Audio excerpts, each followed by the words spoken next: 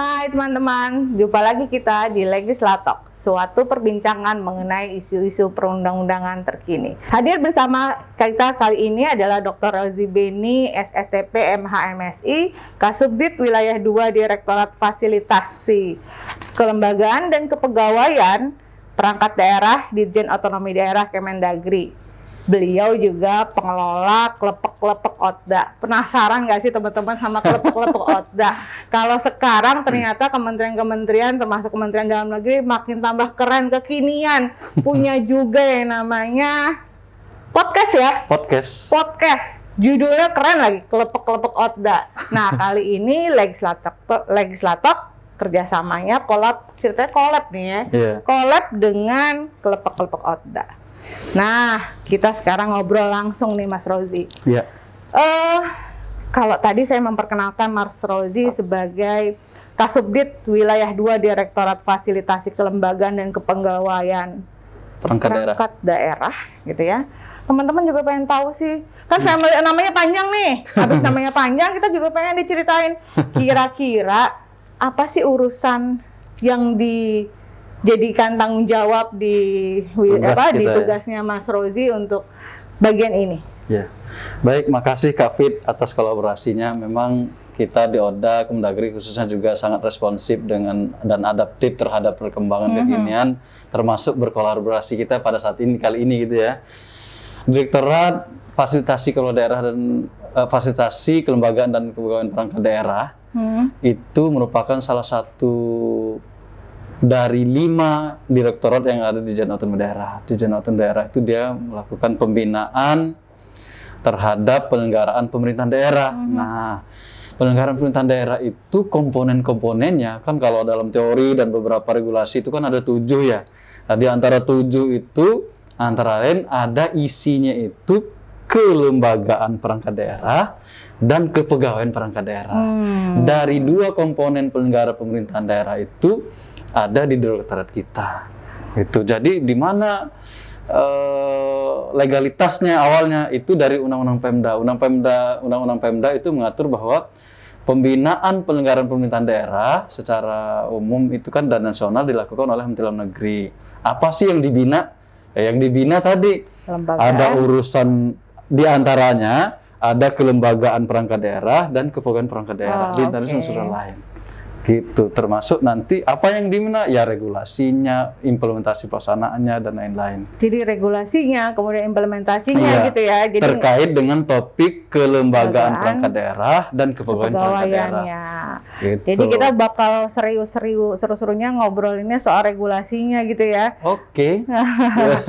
Nah, sebelum kita mau mulai dengan pertanyaan sebelumnya, sesudah ini nih, teman-teman kayaknya pengen kenalan dulu sama Mas Rozi. Boleh kita buka masker sebentar? Oke.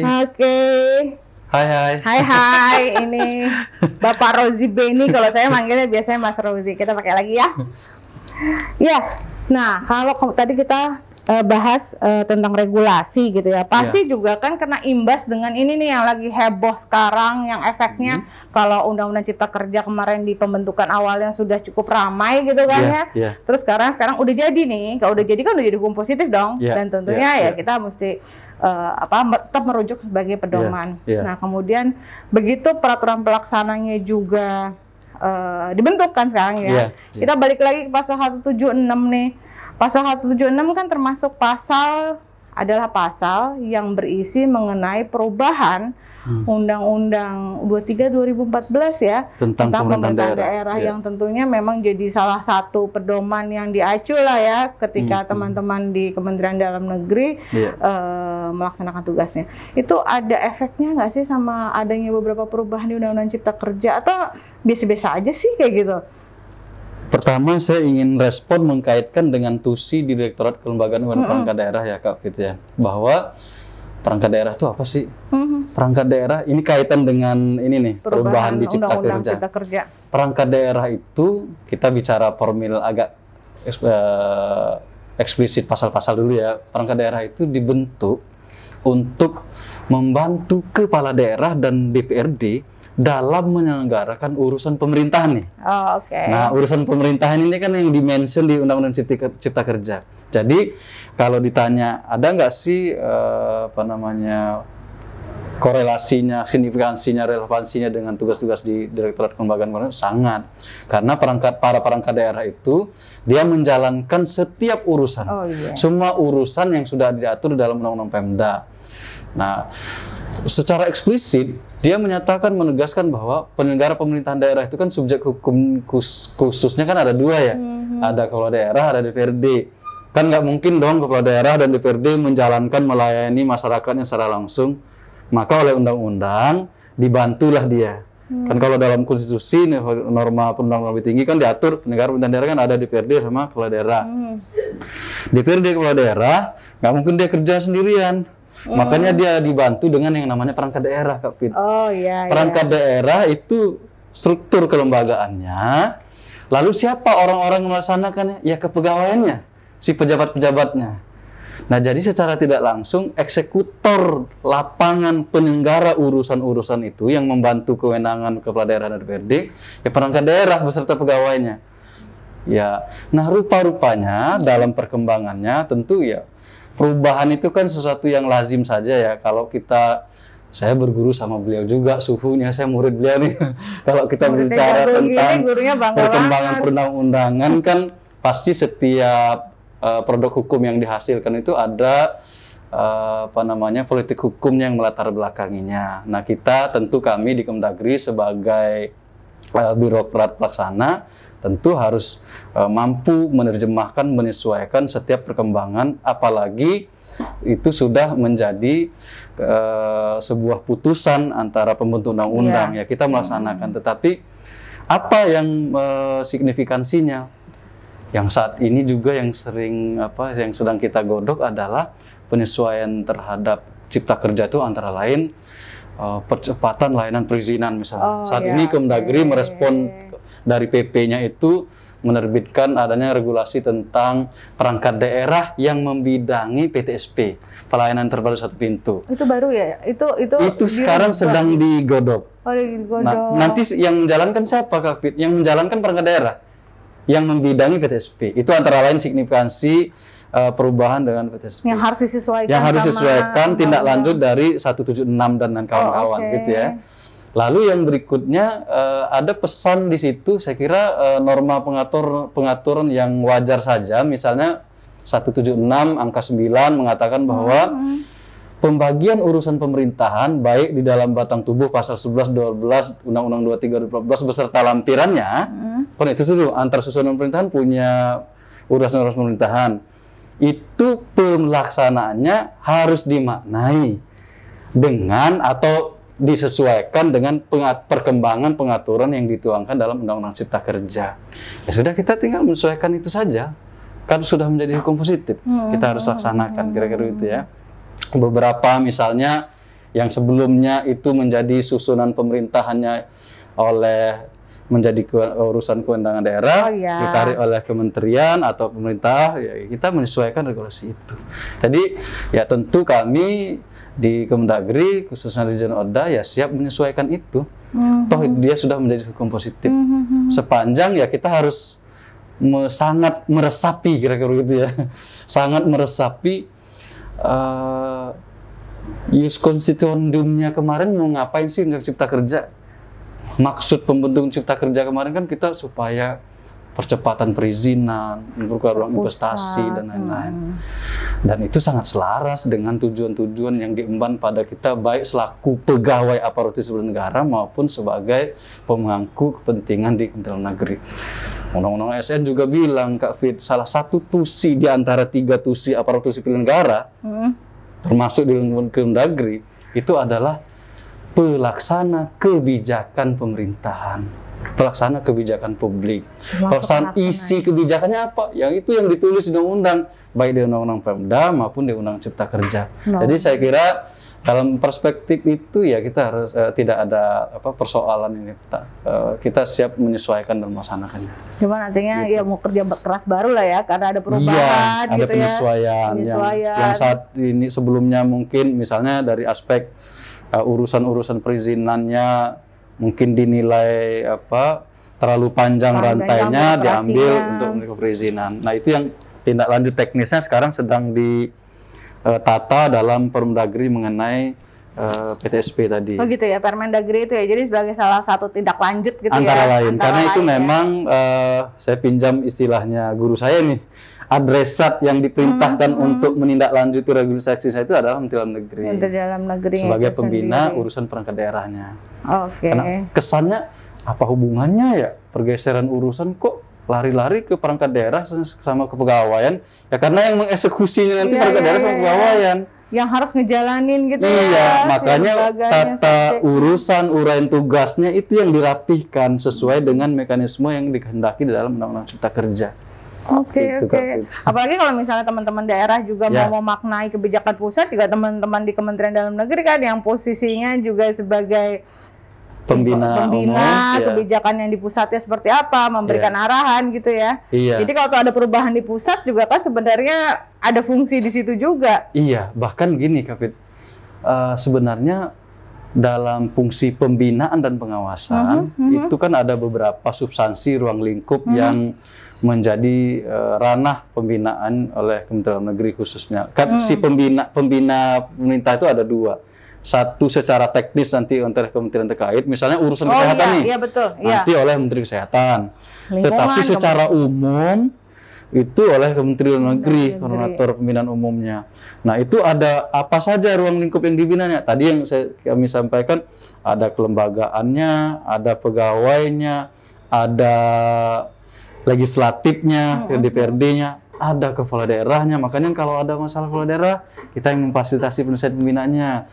Dan yang tidak kalah penting, kaitan dengan mungkin topik yang sering digodok di legislatif adalah produk hukumnya. Produk hukum daerah itu juga menjadi domain pembinaan dan pengawasan dalam negeri.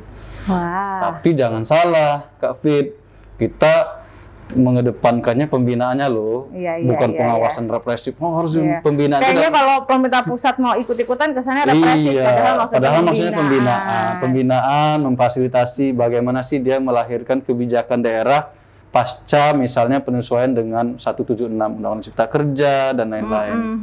Begitu. Ini ngomongin soal produk hukum jadi pas banget nih kalau misalnya kaitannya sama mungkin secara teknis ya, ada pasal 250 nih Undang-Undang 23 2014 yang kemudian diubah ya oleh Undang-Undang Cipta Kerja. Perda dan perkada dilarang bertentangan dengan ketentuan peraturan perundang-undangan yang lebih tinggi dan kepentingan umum dan kesusilaan. In detail kan tulisannya begitu ya. Kemudian didetilin lagi tuh di undang-undang yang lalu. Bertentangan dengan kepentingan umum itu nggak boleh meliputi terganggunya kerukunan antar warga, terganggunya akses terhadap pelayanan publik, terganggunya ketentraman dan ketertiban, terganggunya kepentingan ekonomi untuk meningkatkan kesejahteraan dan diskriminasi terhadap suku, agama, dan kepercayaan. Kalau dari sisi tulisan sih sebenarnya buat saya sih masyarakat jadi lebih familiar aja ya, karena ini di breakdown dengan faktual yang lebih gampang dipahami sama masyarakat kan.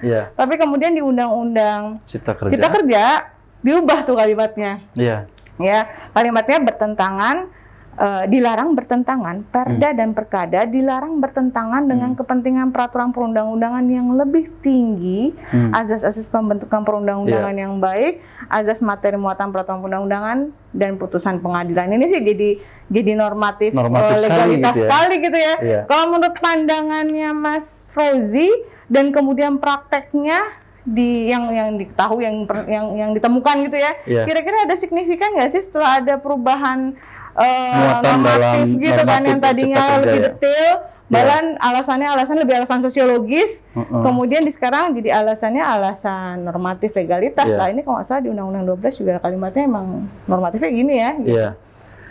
Sebenarnya kembali ke tadi ya, yang namanya kebutuhan hukum masyarakat, kebutuhan hukum masyarakat pemerintahan ya setiap waktu menyesuaikan gitu ya.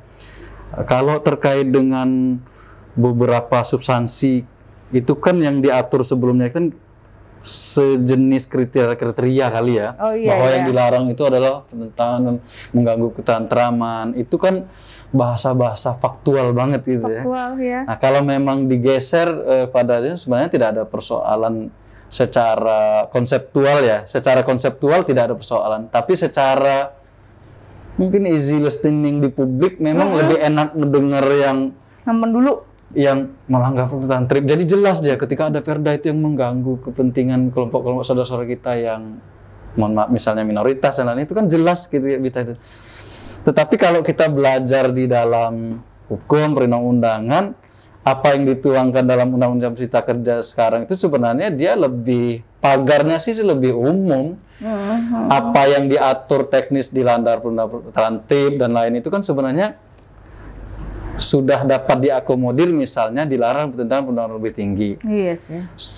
Sudah diatur tidak boleh bertentangan dengan azas materi muatan. Kan pasti kan nggak boleh yang namanya produk hukum daerah itu mengatur muatan yang nggak tertib dan lain-lain.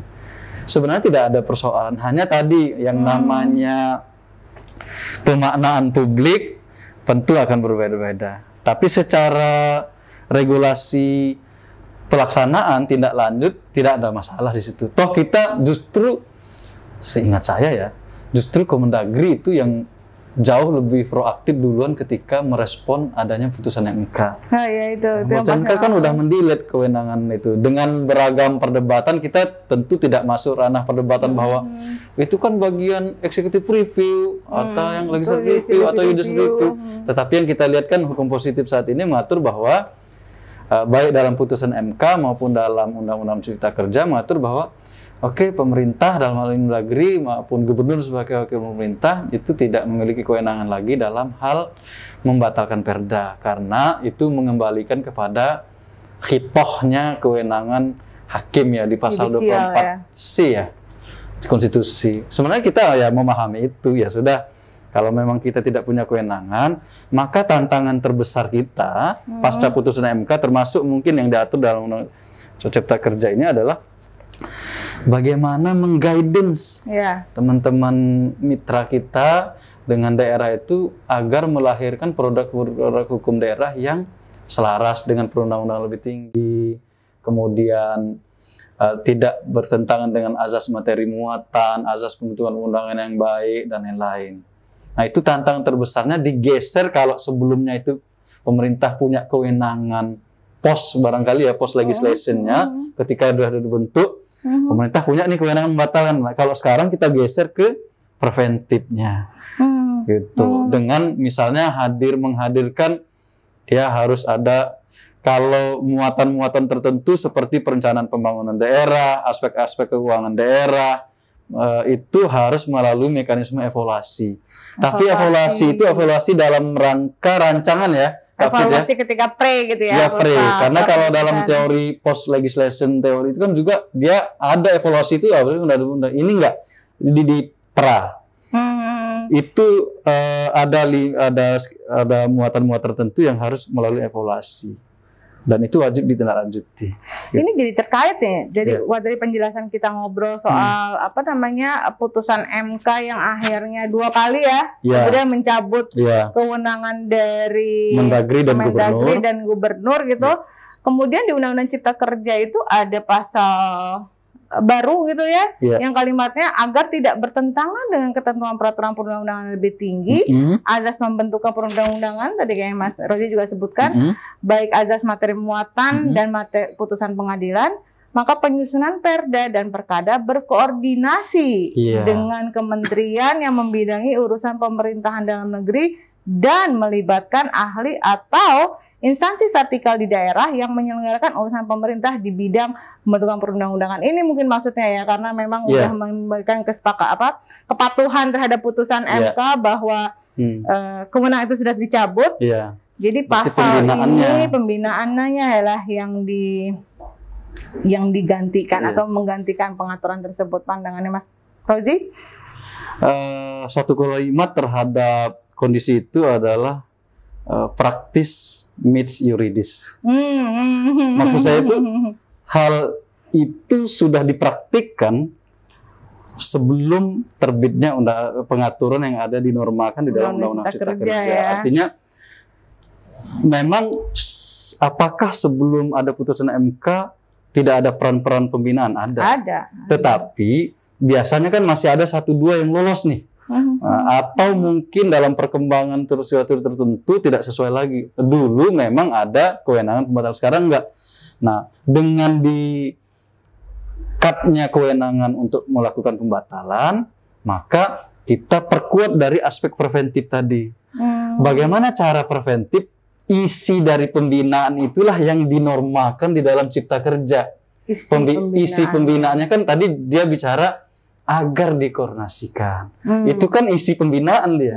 Nah, sebenarnya dalam konteks dalam regulasi Undang-Undang Pemda itu sesuatu, makanya saya bilang praktis yuridis tadi. Jadi dia udah mendahului praktiknya, sudah duluan dengan cantolan di dalam Undang-Undang Pemda dan lain-lain, lalu dikukuhkan kembali dalam Undang-Undang Cipta Kerja. Gitu. Jadi kan dia mengatur agar dikoordinasikan supaya mencegah gitu ya, mencegah terjadinya produk hukum daerah itu yang tidak sesuai perundangan, tidak sesuai dengan azas materi muatan dan lain-lain.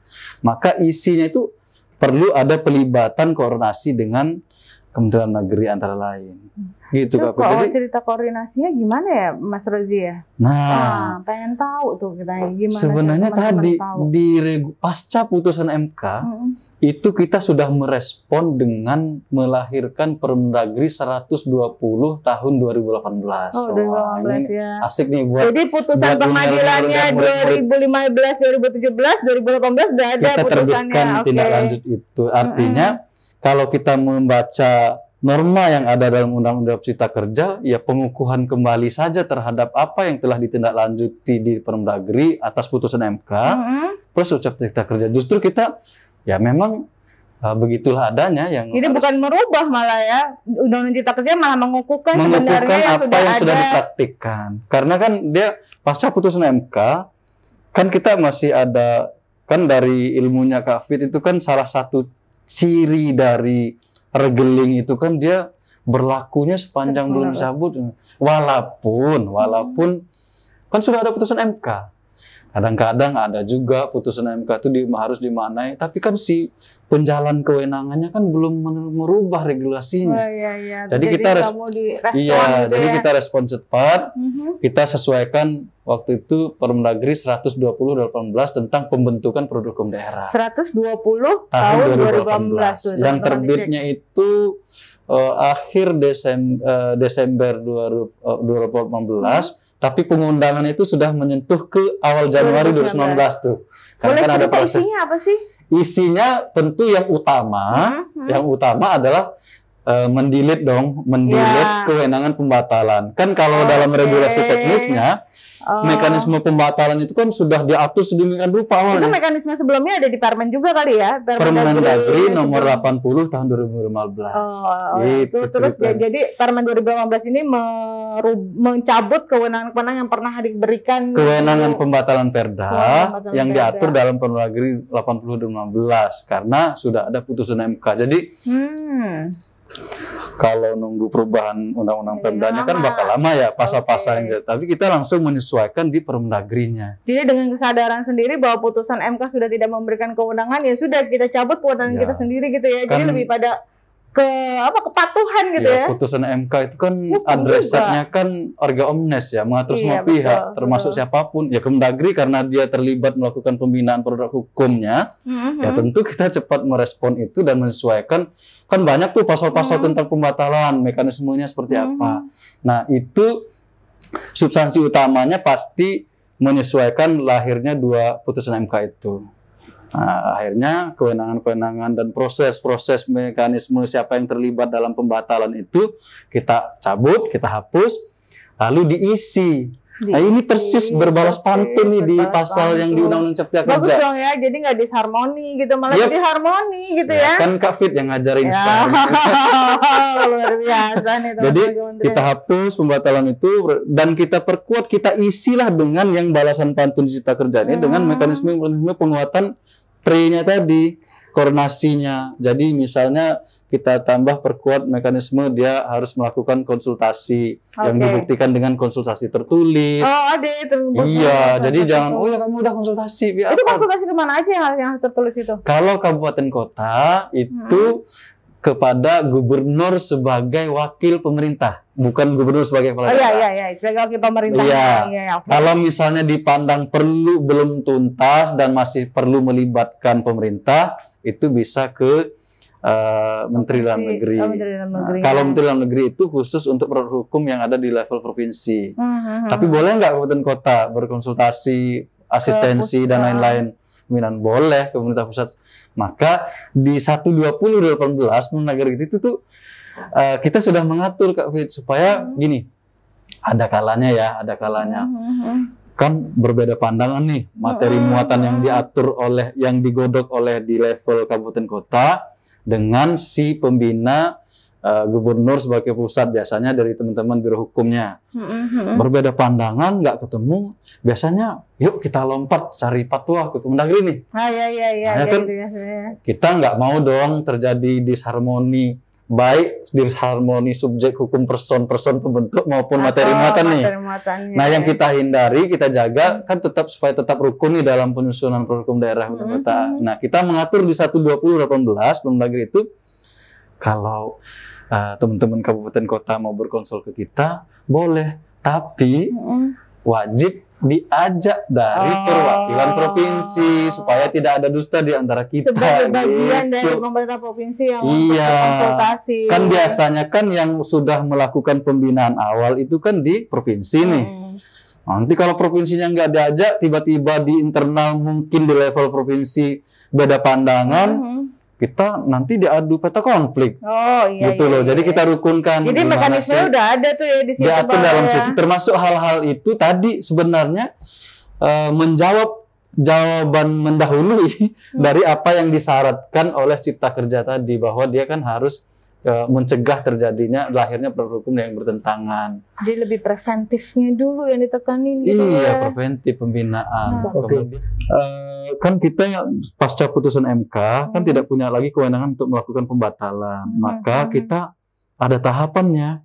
Kan kita nggak punya lagi nih mau kewenangan mencabut.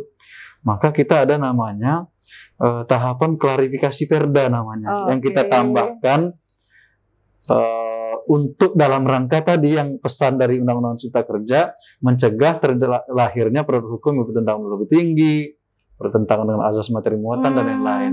Nah, kita misalnya menilai, menemukan kayaknya ini tidak usah lebih tinggi nih, maka kita ada klarifikasi perda. Bentuknya ya tentu memang adalah dalam konteks pembinaan rekomendasi agar dilakukan dengan mekanisme legislative review. Legislatif artinya dilakukan secara internal oleh DPRD bersama kepala daerah. Bagaimana kalau tetap belum ditindaklanjuti? Oke, kalau begitu bagian dari pembinaan kami turunkan dulu skor penilaian evaluasi kinerjamu ya. Oh, bisa gitu ya. Kan wajar dong, dia kan artinya kan ada komponen ketidakpatuhan compliance. Jadi situ mekanisme dalam rangka sebenarnya bagus apa yang dituangkan dalam Cipta Kerja ini menjawab atau mengukuhkan kembali bagaimana kita dibingkai supaya regulasi dari pusat ke daerah itu supaya sinkron, harmonis dan seterusnya. Oke. Nah, itu saya yang penasaran adalah tadi Mas Laudia juga ceritakan bahwa ada konsultasi teknis dan ada konsultasi umum ya. Nah, di sini tuh kalimatnya melibatkan Kementerian Dalam Negeri, ahli atau instansi vertikal di daerah yang menyelesaikan urusan pemerintah di bidang perundang-undangan. Ya, ada tambahan lagi di bidang perundang-undangan nih. Iya. Berarti kan ada juga Kementerian Teknis, Kementerian Perundang-undangan gitu kan, dan juga ahli itu biasanya gimana prakteknya? Iya. Ibarat mengusung mayat, serem amat. Kalau kita mengusung mayat itu ya Kak Fit ya, semakin banyak yang terlibat, semakin ringan bebannya, semakin banyak pahala. Pahalanya kan nggak berkurang, justru malah makin banyak yang dapat ikut pahala. Nah, tadi kan kami menyampaikan bahwa dalam konteks pembinaan penyelenggaraan pemerintahan daerah, termasuk isinya pembinaan produk hukum daerah, produk hukum dan kebijakan daerah, kan ada dua yang terlibat.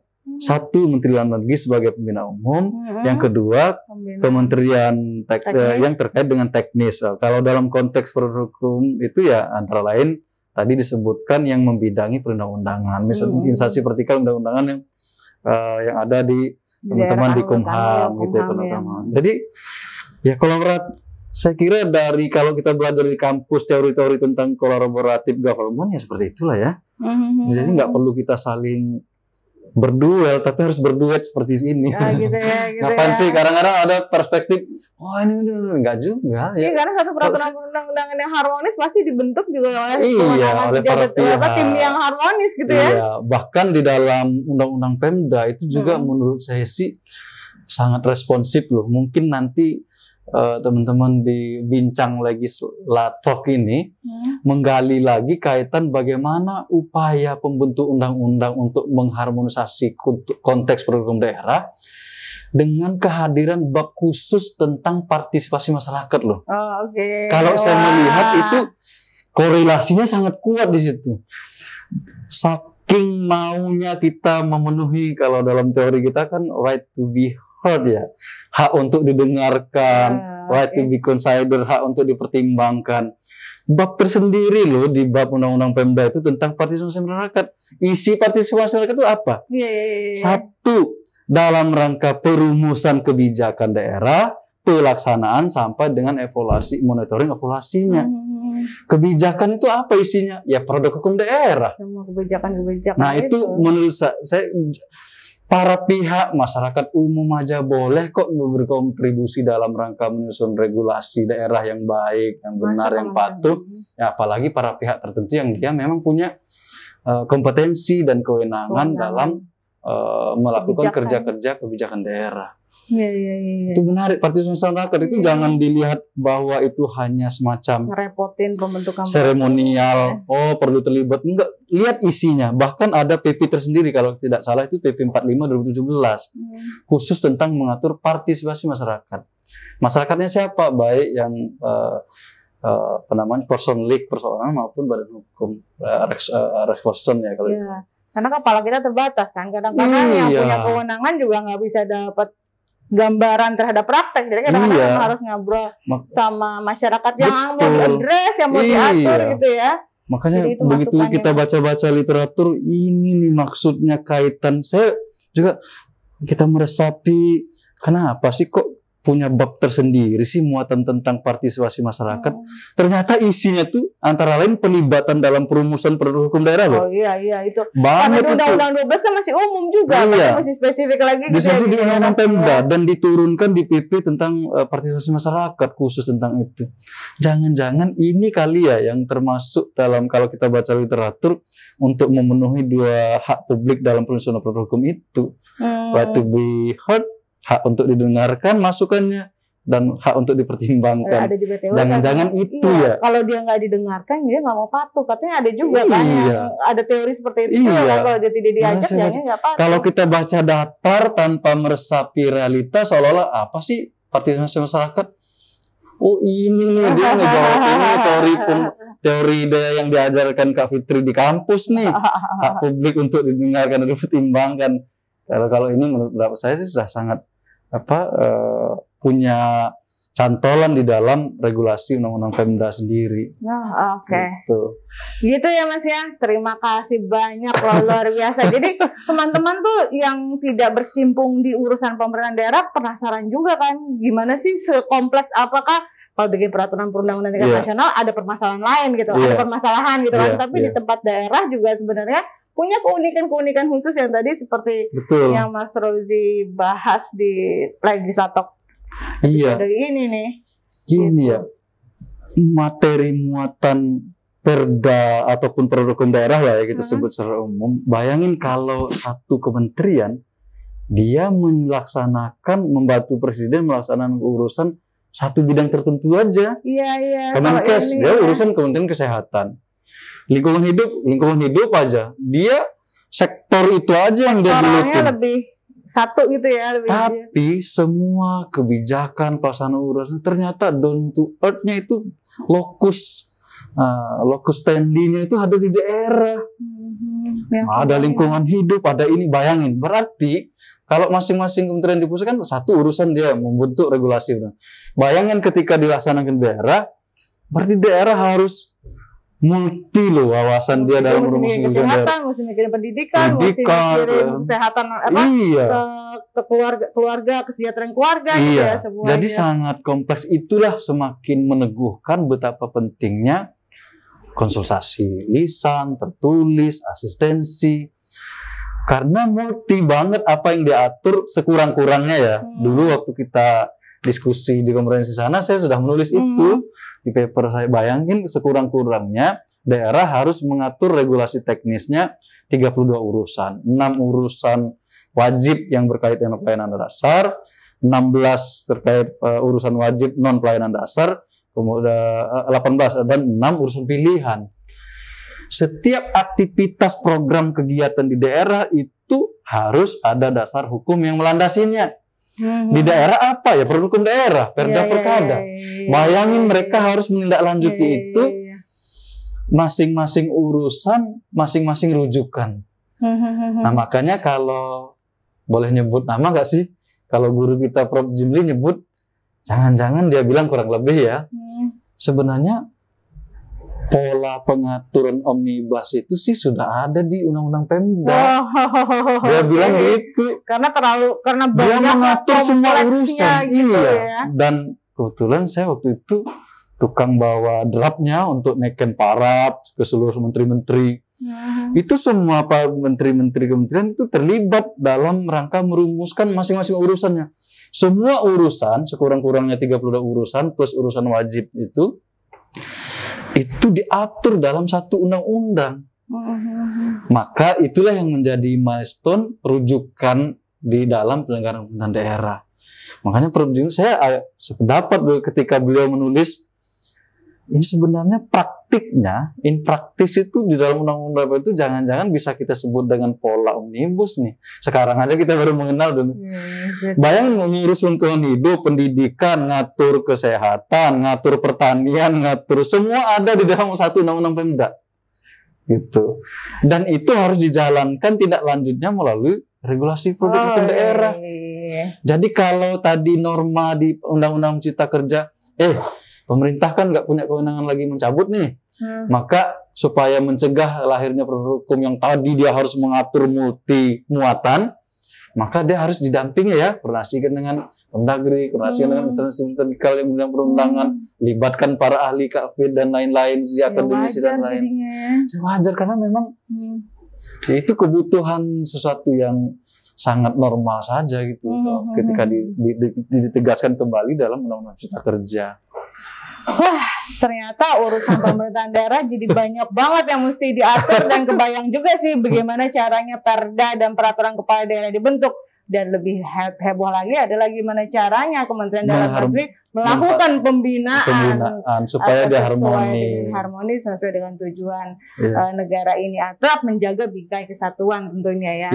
Oke, terima kasih Mas Rozi untuk hadir di acara Legislatalk yang sebenarnya ngurusin omongannya tentang soal regulasi, ya kali ini khusus di bidang keahliannya Mas Rozi Beni. Oke, terima kasih teman-teman. Sampai jumpa di Legislatalk berikutnya. Jangan lupa like and subscribe channel YouTube kami. Terima kasih. Bye-bye.